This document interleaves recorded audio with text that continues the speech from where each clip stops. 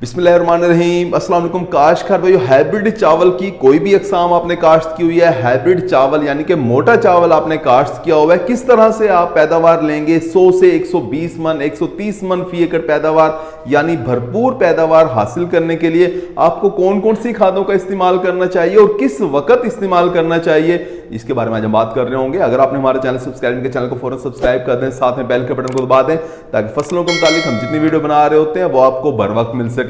काश्तकार भाइयों, हाइब्रिड अक़साम आपने काश्त की हुई हैं तो इनकी खुराक की ज़रूरियात भी ज़्यादा होती हैं। किसी भी फसल के जब आप हाइब्रिड अक़साम काश्त करते हैं तो इनकी खुराक की ज़रूरियात ज़्यादा होती हैं, ज़्यादा खाद डालेंगे ज़्यादा पैदावार हासिल करेंगे।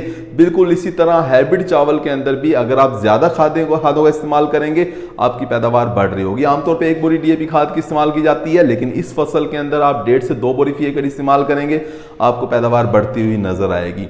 1.5 से 2 बोरी फी एकड़ आपने DAP खाद इस्तेमाल करनी है, कम से कम 3 बोरी यूरिया खाद की इस्तेमाल करनी है, 6 किलोग्राम जिंक भी आपने लाजमी तौर पे इस्तेमाल करना है, पोटाश की 1 बोरी इस्तेमाल करनी है, चाहे आप MOP पोटाश इस्तेमाल करें या SOP पोटाश इस्तेमाल करें। बोरान का हम स्प्रे करवा लेंगे, पोटाश के आपने स्प्रे भी लाजमी कराने हैं। इस सारी की सारी सिफारिशात के ऊपर अगर आप अमल करेंगे तो आपकी पैदावार 130 मन फी एकड़ हासिल होगी।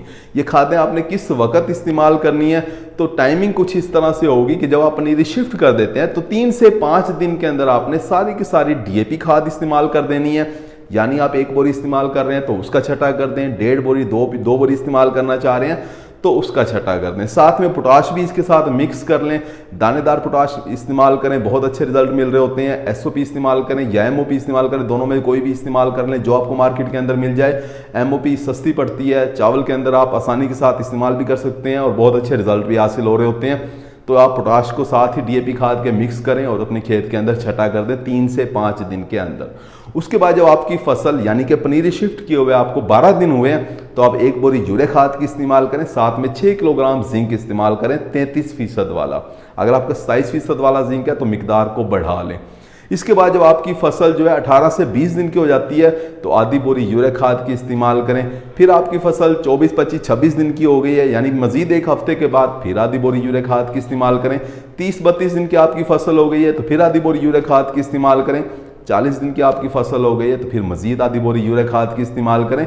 45 दिन की जब आपकी फसल हो गई है तो आधी खुराक जो आपने शुरू में आधी बोरी पोटाश की आपने शुरू में इस्तेमाल कर ली है DAP के साथ, आधी बोरी जो है आपने वो इस वक्त 45 दिन की फसल के अंदर आपने अपने खेत के अंदर, दानेदार है तो छटा कर लें, अगर पाउडर वाली है तो फ्लड कर लें, बहुत अच्छे रिजल्ट मिल रहे होंगे। बोरान का हमने कहा था कि हम इसका स्प्रे करवा लेंगे। जैसे ही आपकी फसल 45-48 दिन की होती है तो बोरान का भी स्प्रे करा लें। 100 से लेकर 150 ग्राम फी एकड़ के हिसाब से आपने जो फोलियर बोरान होता है, जो स्प्रे करने वाला बोरान होता है, उसका आपने स्प्रे करना है। साथ में इसके आप पोटाशियम नाइट्रेट जिसे कलमी शोरा भी कहा जाता है 2 किलोग्राम फी एकड़ के हिसाब से वो भी आप मिक्स कर लें।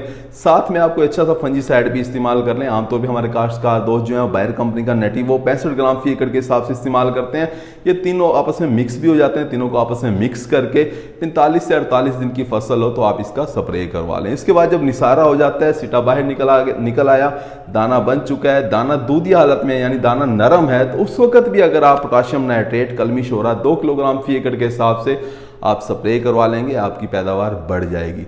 तो काश्तकार इस तरह से आप खादों का इस्तेमाल करके हाइब्रिड धान की फसल से यानी मोटे चावल की फसल से 120-130 मन फी एकड़ पैदावार हासिल कर सकते हैं।